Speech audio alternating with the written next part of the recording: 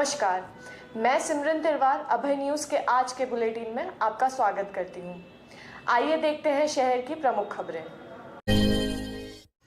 अभय news को आप दर्शकों ने जो प्यार दिया है उसके लिए हम आपके हमेशा आभारी रहेंगे। अपने दर्शकों और खबरों को लगातार शेयर करने वाले सहयोगियों को सम्मानित करने का हमारा क्रम लगातार जारी है। गुरुवार को हमारी टीम महानंदा नगर और महाकाल वाणिज्य केंद्र के बीच टी स्टॉल संचालित करने वाले श्री शुभम राणा के पास पहुंची। हमने शुभम राणा को अभय न्यूज़ का सरप्राइज़ गिफ्ट प्रदान कर उन्हें सम्मानित किया। आपसे भी अनुरोध है, हमारा बुलेटिन शेयर ज़रूर कीजिएगा। हमारा वादा है, एक दिन हमारी टीम आपके दरवाजे पर भी ठीक इसी तरह दस्तक देगी।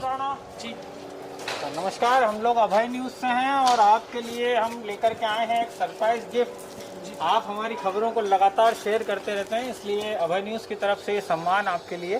जी बिल्कुल। अभय न्यूज़ के बारे में, बुलेटिन के बारे में क्या कहना चाहेंगे? जी, अभय न्यूज़ बहुत ही अच्छा न्यूज़ है जो कि मैं रोज़ शेयर और रोज़ कमेंट करता हूं, और उसके अलावा सच का सामना करते हैं। अभय न्यूज़ सच दिखाती है और बहुत सी खबर ऐसी है जो सच को आधारित करती है। दोस्तों, ये हैं शुभम राणा जी और महानंदा नगर क्षेत्र में आप एक होटल का संचालन करते हैं। आप अभय न्यूज़ के रेगुलर दर्शक हैं और लगातार हमारी खबरों को शेयर करते रहते हैं। आप दर्शकों से भी हम लोग ये अनुरोध करना चाहते हैं, अभय न्यूज़ की खबरों को लगातार शेयर करते रहिए और आपकी अच्छी कमेंट्स का भी हमें इंतज़ार रहेगा। हो सकता है एक दिन हमारी टीम आपके दरवाजे पर, आपके प्रतिष्ठान पर भी इसी तरह दस्तक दे और आपके लिए भी हम लेकर पहुंचे एक सरप्राइज गिफ्ट। मैं जैसा कि कहना चाहता हूं कि अभय न्यूज़ बहुत ही अच्छा न्यूज़ है, उज्जैन में फेमस न्यूज़ है। आप भी इसको शेयर कमेंट्स जरूर करें और आपके दोस्तों से भी शेयर कमेंट करवाएं। मैं भी करवाता रहता हूं मेरे दोस्तों से, रोज़ मैं भी करता हूं शेयर कमेंट, तो आप भी करिए। और अभय न्यूज़ उज्जैन का फेमस न्यूज़ है।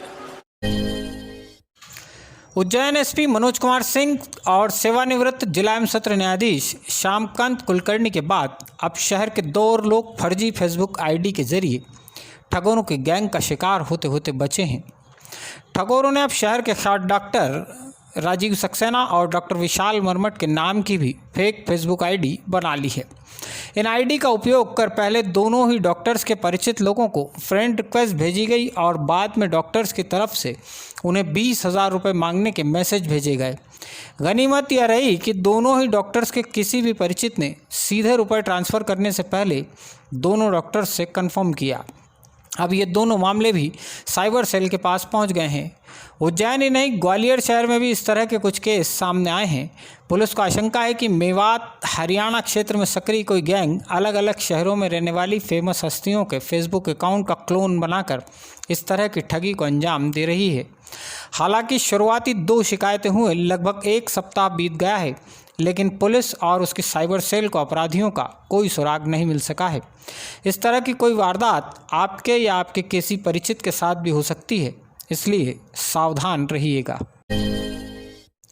16 साल की बेटी एक परिवार से 1 साल से जुदा है। वह जिंदा भी है या नहीं, किसी को नहीं मालूम। इस बेटी का पिता उज्जैन से लेकर भोपाल तक, डीजीपी से लेकर टीआई तक हर किसी के दरवाजे पर गुहार लगा आया, लेकिन किसी ने उसकी फरियाद पर ध्यान नहीं दिया।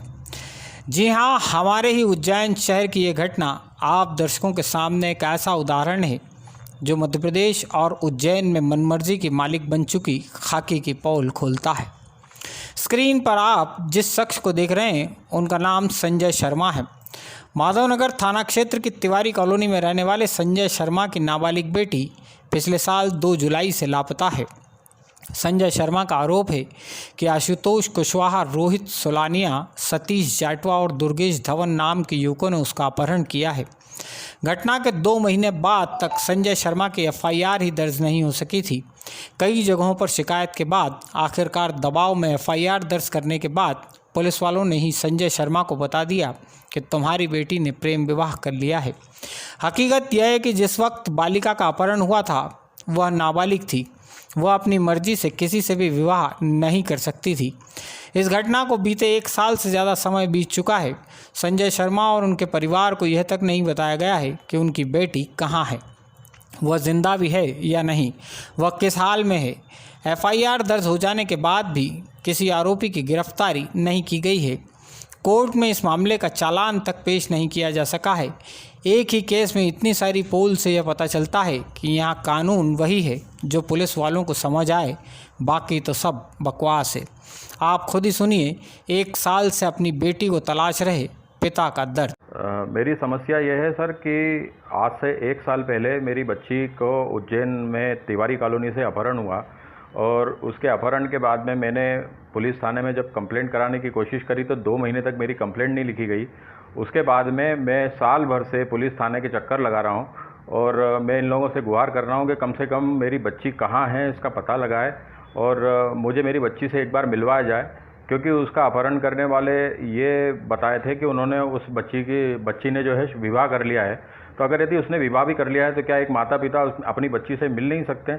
और मेरी आप लोगों से यही प्रार्थना है कि मेरी बच्ची को सर मुझसे एक बार मिलवाया जाए। उज्जैन एसपी साहब, उज्जैन कलेक्टर साहब, सभी लोगों को मैं आवेदन दे चुका हूं, मगर मेरे आवेदन को इन लोग लेकर भी किसी भी प्रकार से मेरे लिए किसी प्रकार की कोई हेल्प नहीं कर रहे हैं। और मुझे कुछ ऐसी सूचनाएं भी प्राप्त हो रही हैं कि मेरी बच्ची को जिन लोगों ने अपहरण किया था उन लोगों ने उसकी हत्या कर दी है। और उसके बाद भी मैं भिंड पुलिस से और उज्जैन पुलिस से ये बात बता चुका हूं, मगर वो इस पर भी किसी प्रकार से कोई कार्रवाई नहीं कर रहे हैं। केवल उज्जैन शहर ही नहीं, जिले में पुलिस थानों के हालात भी कुछ ज़्यादा ठीक नहीं है। आइए एक और उदाहरण आपको बताते हैं। गुराड़िया गुर्जर गांव के पूर्व सरपंच मूट सिंह का जिला सहकारी बैंक की घटिया शाखा में अकाउंट है। 6 महीने पहले राज्य शासन की योजना के अंतर्गत इनका कर्ज माफ़ हुआ था। इसके बाद गुराड़िया गुर्जर की सेवा सहकारी संस्था से इनके बैंक अकाउंट में 64,000 रुपये नए लोन के रूप में डाले गए। रुपए डाले जाने के 7 दिन के बाद ही 2 किश्तों में ये 64,000 रुपये वापस आहरित भी हो गए। कब खाते में रुपए डले और कब निकल भी गए, खुद खाताधारक मूड सिंह को ही इसका पता नहीं चला। रुपए तो हाथ से गए ही, उल्टा बैंक का कर्ज माथे हो गया। अपने साथ हुई जालसाजी की शिकायत मूड सिंह ने 15 जुलाई को घटिया थाने में की है। इस बात को 20 दिन से ज़्यादा गुजर गए हैं। मूड सिंह का शिकायती आवेदन थाने में ही पड़ा कहीं धूल खा रहा है।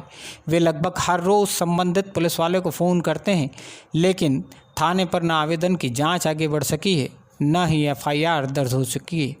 सर दिसंबर के महीने में, दिसंबर 2019 मेरे साथ में 66,000 रुपये बैंक और सोसाइटी के कर्मचारी के द्वारा पैसे निकाले गए, धोखाधड़ी की गई मेरे साथ में। और मैंने बैंक में जाकर बोला भी सही कि भैया मेरे पैसे ये मेरे साइन नहीं है, MODSING साइन है मेरे मोड़ सिंह, MS पे तुमने कैसे निकाल लिए पैसे, किसी को भी निकाल के दे दिए। तो मैनेजर ने बोला कि भैया उस टाइम मैं नहीं था, वो दूसरा मैनेजर था, भैया आपको जमे जो करो, कुछ भी करो, मैं कुछ नहीं कह सकता हूँ। इसके बाद मैंने थाने में भी आवेदन दिया सर, तो थाने वाले ने भी उनके हिसाब से जो भी बातचीत करी वो मैनेजर से, उसके बाद में मैंने यहाँ पे उज्जैन SP कार्यालय पे भी शिकायत की इसके बारे में। अभी तक किसी प्रकार की सुनवाई नहीं हुई। मेरे पैसे जो 66,000 रुपये खाते में है वो मेरे ऊपर कर्जा हो गया सर। वो तब आप यह विचार मन में कतई मत लाइएगा कि हम अपने बुलेटिन में सरकारी महकमों का निगेटिव पक्ष ही सामने लाते हैं। नहीं, ऐसा नहीं है। जहाँ कुछ अच्छा घटित होता है वहाँ अच्छाई भी समान रूप से दिखाना हमारी सामाजिक जिम्मेदारी है। आपको याद होगा कुछ दिन पहले हमने अपने बुलेटिन में जिक्र किया था कि पुलिस दूसरे गुंडों के मकान तोड़ने में व्यस्त है और सिंधी कॉलोनी तिराहे पर गुंडे मुकेश भदाले ने पुलिस चौकी की जगह पर ही कब्जा कर लिया है। अच्छा पक्ष यह है कि हमारे द्वारा दिखाई गई खबर के बाद पुलिस की टोपी पर लगा चौथा शेर जागा और गुंडे भदाले का कब्जा नेस्तनाबूद कर दिया गया। अब इस जगह पर आम नागरिकों की सुरक्षा के लिहाज से व्यवस्थित पुलिस चौकी का निर्माण हो सकेगा। आइए पुलिस की एक और अच्छी उपलब्धि की भी जानकारी आपके साथ साझा करते हैं। माधवनगर पुलिस ने लगभग 3 साल की कड़ी मेहनत के बाद नागजिरी में हुए एक मर्डर का खुलासा किया है। दरअसल नागजिरी क्षेत्र में रहने वाले अशरफ पिता शफीक कुरैशी उम्र 34 साल की 9 फरवरी 2017 को संदिग्ध हालातों में मौत हो गई थी। अशरफ की पत्नी कौसर बी ने ही पुलिस को बताया था कि अशरफ ने जहर खा लिया है। इस प्रकरण की जांच लगातार जारी रही। अब जाकर पुलिस के हाथ कुछ ऐसे सुराग मिले हैं जिनसे यह साफ हो गया है कि अशरफ को उसी की पत्नी कौसर बी ने दूध में जहर मिलाकर पिला दिया था। इस महिला ने ही अपने पिता और 2 भाइयों के साथ मिलकर अपने पति की हत्या की है। पुलिस ने अब कौसरबी और इंदौर में रहने वाले उसके पिता यूनुस कुरैशी, भाई आदिल और असलम कुरैशी के खिलाफ हत्या और षड्यंत्र का अपराध दर्ज किया है। हालांकि फिलहाल आरोपी गिरफ्तार नहीं हो सके हैं। पुलिस को यह भी पता चला है कि अशरफ और कौसरबी के दाम्पत्य जीवन में एक दूसरे के साथ सुख नहीं था। दोनों एक दूसरे से छुटकारा चाहते थे। इनके बीच कलह इतना बढ़ गया था कि कौसरबी ने अपने ही पति को जहर देकर मार डालने जैसा संगीन अपराध अंजाम दे दिया। ऋषिनगर में रहने वाले 32 साल के युवक अनिल पिता आत्माराम जाट की संदिग्ध परिस्थितियों में मौत हो गई है। अनिल की अकस्मात मौत पर माधवनगर पुलिस ने जांच शुरू की है। ऋषिनगर में ही रहने वाले श्याम सुंदर शुक्ला ने घर में रखा सैनिटाइजर घटक कर आत्महत्या कर ली है। श्याम सुंदर शुक्ला रेलवे में ठेकेदारी का काम करते थे। उन्होंने आत्महत्या क्यों की, यह फिलहाल स्पष्ट नहीं हो सका है। अंजुश्री होटल के पीछे सनराइज सिटी में रहने वाले सुरेश गहलोत के मकान में चोरी की वारदात हुई है। चोर यहां से लाखों रुपए कीमत के गहने और अन्य सामान चुरा ले गए। शिक्षक भर्ती परीक्षा में चयनित अभ्यर्थियों ने गुरुवार को उच्च शिक्षा मंत्री डॉक्टर मोहन यादव से मुलाकात कर भर्ती संबंधी आदेश जारी करने की मांग रखी है। नगर निगम की टीम ने गुरुवार को व्यासनगर से एक मकान का अवैध निर्माण तोड़ने की कार्रवाई की है। इस मकान में किराएदार और मकान मालिक के बीच विवाद चल रहा था। कोरोना का काल अपने पर आए अच्छे बुरे सारे चेहरों से पर्दा उतार गया है।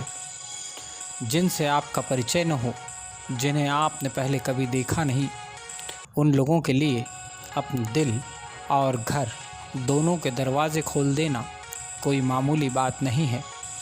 लॉकडाउन की अवधि में हमारे उज्जैन ने ऐसे कई देवदूत देखे हैं।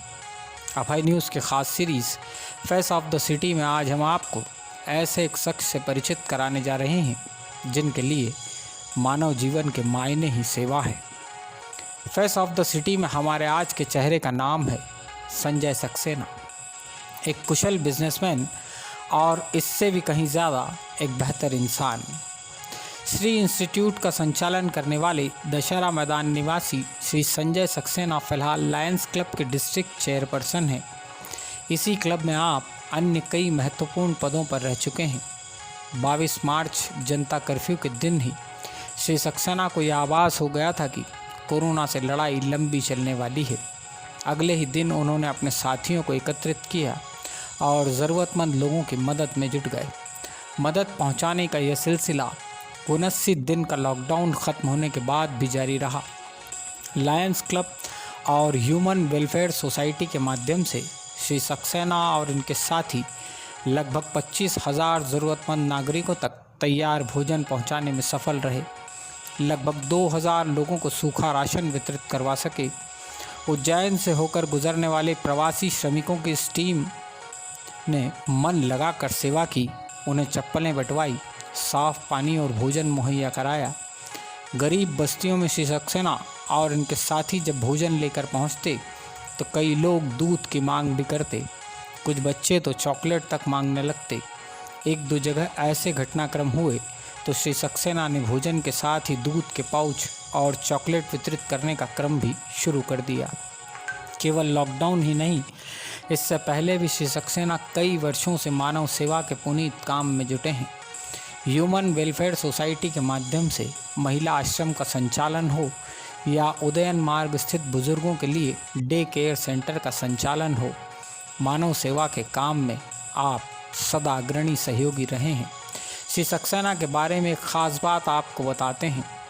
वे उज्जैन और संभवतः मध्य प्रदेश के एकमात्र ऐसे शख्स हैं जिन्होंने कैलाश पर्वत पर पहुंचकर तिरंगा लहराया। 2016 में जब श्री सक्सेना कैलाश मानसरोवर यात्रा के दौरान कैलाश पर तिरंगा लहरा रहे थे, तब इनके गाइड ने इन्हें चेताया। कहा, यह चीन है साहब, यहाँ तिरंगा फहराओगे तो ज़मानत भी नहीं मिलेगी। गाइड की चेतावनी पर देशभक्ति भारी थी, लिहाजा तिरंगा फहराया भी और उसे ससम्मान वापस भारत भी लाए। श्री सक्सेना कहते हैं, लॉकडाउन की अवधि में ज़रूरतमंद लोगों को हम तक पहुंचने में कठिनाई न हो, इसलिए हम खुद चलकर लोगों के पास पहुंचे। जितनी बन पड़ी उनकी मदद करने का प्रयास किए। इस दौरान कई ऐसे भी क्षण आए जब पूरी टीम भावुक हो गई। ईश्वर करे ऐसी आपदा दोबारा कभी देखने को नहीं मिले, लेकिन सेवा के ऐसे पल जीवन में हमेशा बने रहें। इस बीमारी का असर ये साल तो पूरा रहेगा ही रहेगा, और हो सकता है ये 2021 में भी सभी के काम धंधे और पढ़ाई पे बच्चों के असर डाले। तो सावधानी भी बरतना पड़ेगी, ऑनलाइन एजुकेशन का सहारा भी लेना पड़ेगा। लेकिन ये है कि इस विपदा में, इस आपदा में अवसर भी पैदा होंगे। तो जहाँ तक मेरा मानना है कि ये कोरोना की जो आपदा आई है, इसके साथ बच्चों ने बहुत कुछ सीख भी लिया है, और थोड़ी सी सावधानी के संग उन्हें अपना भविष्य बनाना पड़ेगा। और हमारे जैसे जितने भी इंस्टीट्यूट वाले हैं, यूनिवर्सिटी हैं, सभी लोग कुछ ना कुछ इसके लिए ऐसा कर रहे हैं कि बच्चों की पढ़ाई नहीं बिगड़े, उनका फ्यूचर ना बिगड़े, उनके करियर पे असर भी ना हो, और वो इस बीमारी से शिकार भी ना हो। तो ये था आज का हमारा बुलेटिन। हमारे बुलेटिन्स पर कमेंट और उसको शेयर ज़रूर करते रहें। कल दोबारा मिलते हैं ताज़ा खबरों के साथ। जय श्री महाकाल।